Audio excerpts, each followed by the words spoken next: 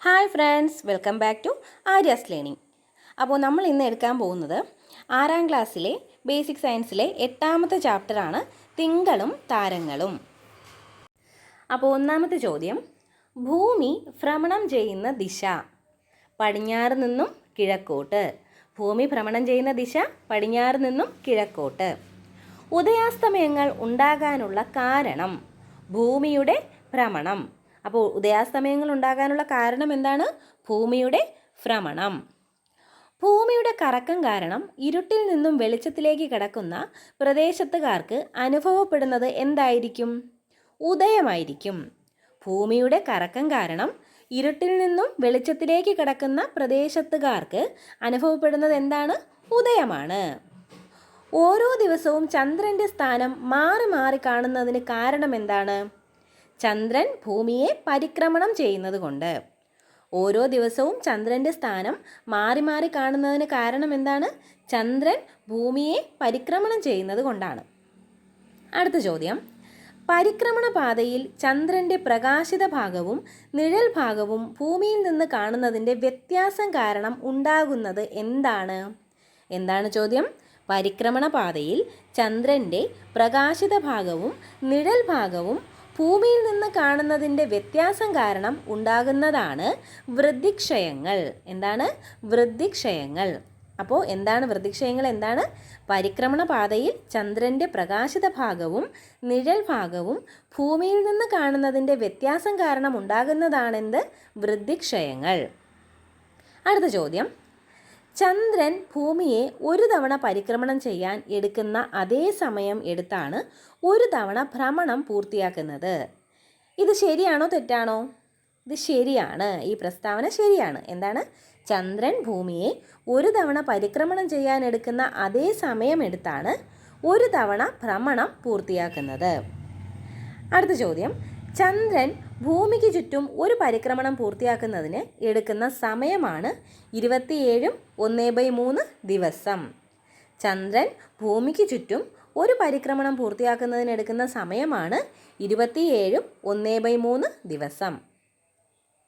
അടുത്ത ചോദ്യം, സ്വയം പ്രകാശിക്കുന്ന ആകാശഗോളങ്ങൾ എന്നറിയപ്പെടുന്നത് എന്താണ്? നക്ഷത്രങ്ങളാണ്. സ്വയം പ്രകാശിക്കുന്ന ആകാശഗോളങ്ങൾ എന്നറിയപ്പെടുന്നത് എന്താണ്? നക്ഷത്രങ്ങൾ. ഭൂമിയുടെ ഏറ്റവും അടുത്തുള്ള നക്ഷത്രം ഏതാണ്? സൂര്യൻ. ഭൂമിയുടെ ഏറ്റവും അടുത്തുള്ള നക്ഷത്രം ഏതാണ്? സൂര്യൻ. ചന്ദ്രൻ്റെ ഇരുണ്ട ഭാഗം ഭൂമിക്ക് അഭിമുഖമായി വരുന്നതിനാൽ ചന്ദ്രനെ കാണാൻ കഴിയാതെ വരുന്ന അവസ്ഥയാണ് അമാവാസി. എന്താണ്? ചന്ദ്രൻ്റെ ഇരുണ്ട ഭാഗം ഭൂമിക്ക് അഭിമുഖമായി വരുന്നതിനാൽ ചന്ദ്രനെ കാണാൻ കഴിയാതെ വരുന്ന അവസ്ഥയാണ് അമാവാസി. ഇനി ചന്ദ്രനിൽ പ്രകാശം പതിക്കുന്ന ഭാഗം മുഴുവൻ ഭൂമിക്ക് അഭിമുഖമായി വരുന്ന അവസ്ഥയാണ് പൗർണമി. എന്താണ്? ചന്ദ്രനിൽ പ്രകാശം പതിക്കുന്ന ഭാഗം മുഴുവൻ ഭൂമിക്ക് അഭിമുഖമായി വരുന്ന അവസ്ഥയാണ് എന്താണ്? പൗർണമി. അപ്പോൾ അമാവാസി എന്തായിരുന്നു? ചന്ദ്രൻ്റെ ഇരുണ്ട ഭാഗം ഭൂമിക്ക് അഭിമുഖമായി വരുന്നതിനാൽ ചന്ദ്രനെ കാണാൻ കഴിയാതെ വരുന്ന അവസ്ഥയാണ് അമാവാസി. ചന്ദ്രനിൽ പ്രകാശം പതിക്കുന്ന ഭാഗം മുഴുവൻ ഭൂമിക്ക് അഭിമുഖമായി വരുന്ന അവസ്ഥയാണ് എന്ത്? പൗർണമി. അടുത്ത ചോദ്യം, സൂര്യന് ഉൾക്കൊള്ളാൻ കഴിയുന്ന ഭൂമികളുടെ എണ്ണം എത്ര? 12 ലക്ഷം. എന്താണ്? സൂര്യന് ഉൾക്കൊള്ളാൻ കഴിയുന്ന ഭൂമികളുടെ എണ്ണമാണ് 12 ലക്ഷം.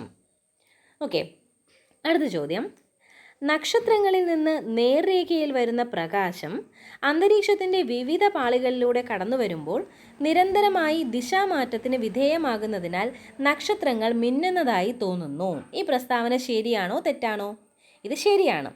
എന്താണ്? നക്ഷത്രങ്ങളിൽ നിന്ന് നേർരേഖയിൽ വരുന്ന പ്രകാശം അന്തരീക്ഷത്തിൻ്റെ വിവിധ പാളികളിലൂടെ കടന്നു വരുമ്പോൾ നിരന്തരമായി ദിശാമാറ്റത്തിന് വിധേയമാകുന്നതിനാൽ നക്ഷത്രങ്ങൾ മിന്നുന്നതായി തോന്നുന്നു. ഇനി ചന്ദ്രൻ 27 ദിവസം എടുത്താണ് ഭൂമിയെ ഒരു തവണ പരിക്രമണം ചെയ്യുന്നത്. അതേ സമയം എടുത്താണ് ഒരു തവണ ഭ്രമണവും പൂർത്തിയാക്കുന്നത്. അതുകൊണ്ടാണ് ചന്ദ്രൻ്റെ ഒരു മുഖം മാത്രം എപ്പോഴും ഭൂമിക്ക് അഭിമുഖമായി വരുന്നത്. ഓക്കെ, ഒരു സ്റ്റേറ്റ്മെൻറ്റാണ്. ചന്ദ്രൻ 27 ദിവസം എടുത്താണ് ഭൂമിയെ ഒരു തവണ പരിക്രമണം ചെയ്യുന്നത്. അതേ സമയം എടുത്താണ് ഒരു തവണ ഭ്രമണവും പൂർത്തിയാക്കുന്നത്. അതുകൊണ്ടാണ് ചന്ദ്രൻ്റെ ഒരു മുഖം മാത്രം എപ്പോഴും ഭൂമിക്ക് അഭിമുഖമായി വരുന്നത്. അടുത്ത ചോദ്യം, സൂര്യൻ കഴിഞ്ഞാൽ ഭൂമിക്ക് അടുത്ത് കിടക്കുന്ന ആൽഫ സെൻറ്റോറി എന്ന നക്ഷത്രത്തിൽ നിന്ന് ഭൂമിയിലേക്ക് ഒരു ശബ്ദം എത്താൻ എടുക്കുന്ന സമയം 4 വർഷമാണ്. എന്താണ് ചോദ്യം? സൂര്യൻ കഴിഞ്ഞാൽ ഭൂമിക്ക് അടുത്ത് കിടക്കുന്ന ആൽഫ സെൻറ്റോറി എന്ന നക്ഷത്രത്തിൽ നിന്ന് ഭൂമിയിലേക്ക് ഒരു ശബ്ദം എത്താൻ എടുക്കുന്ന സമയം 4 വർഷമാണ്. പ്രാചീന കാലത്ത് മരുഭൂമിയിലൂടെയും കടലിലൂടെയും സഞ്ചരിച്ചിരുന്ന ആളുകൾ ദിശയറിയാൻ ഉപയോഗിച്ചിരുന്ന നക്ഷത്രത്തിൻ്റെ പേരെന്താണ്? വേട്ടക്കാരൻ. പ്രാചീന കാലത്ത് മരുഭൂമിയിലൂടെയും കടലിലൂടെയും സഞ്ചരിച്ചിരുന്ന ആളുകൾ ദിശയറിയാൻ ഉപയോഗിച്ചിരുന്ന നക്ഷത്രത്തിൻ്റെ പേര് വേട്ടക്കാരൻ. അടുത്ത ചോദ്യം, ഒറിയോനിൻ്റെ വലതു ചുമലിൻ്റെ സ്ഥാനത്ത് കാണുന്ന ചുവന്ന നക്ഷത്രം ഏതാണ്? ഒറിയോനിൻ്റെ വലതു ചുമലിൻ്റെ സ്ഥാനത്ത് കാണുന്ന ചുവന്ന നക്ഷത്രമാണ് തിരുവാതിര.